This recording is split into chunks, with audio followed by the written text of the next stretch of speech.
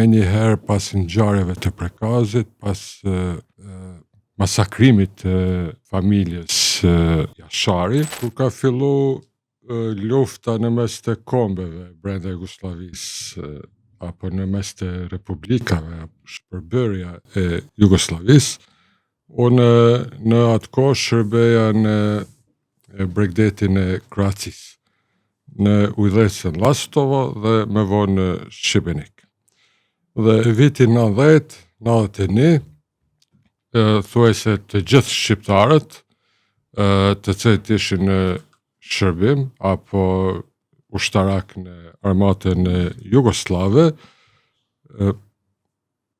janë largu nga armata, një pjesë të tyre ju kanë bashkangjit armatës slovene, një pjesë armatës kroate,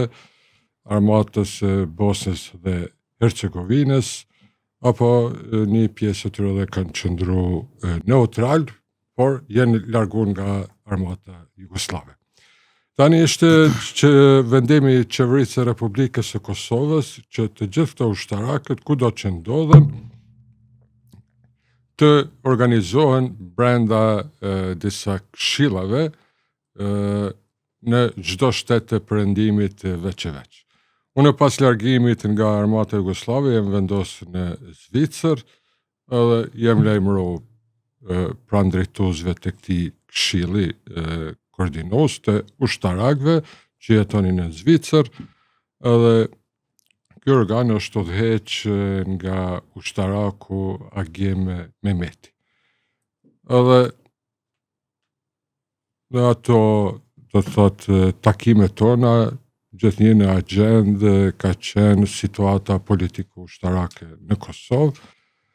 dhe përgatitje që në momentin e duhur ne si ushtarak të marrim detyra, të marrim përgjegjësi në momente kur shqiptarët e Kosovës gjenden në situatë luftës.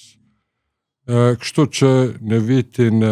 98, me njëherë pas ngjarjeve të Prekazit, pas masakrimit të familjes Jashari, është emnu ministri i mbrojtjes, me të cilin e kemi pasur ne si ushtarak, që gjindeshim në Zvicër. Shumë pak ditë pas kësaj ngjarje jemi taku me kolonelin Ahmet Krasniqi, i cili na ka njoftu për detyrat, përgjegjësitë që i ka marrë, edhe një plan se si do të angazhohemi në kuadër të ushtrisë qendrore të Kosovës. Aty kam taku, pasi ishte një takim më mobilizues,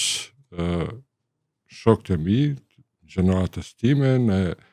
gjatë studimeve në gjimnazin ushtarak, akademinë ushtarake, po ashtu gjeneratat më të vjetra, gjeneratat pas meje, edhe ka qenë një disponim shumë i mirë në mesin e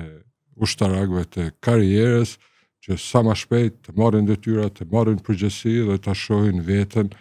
në zhvillim të operacioneve brenda territorit të Republikës së Kosovës.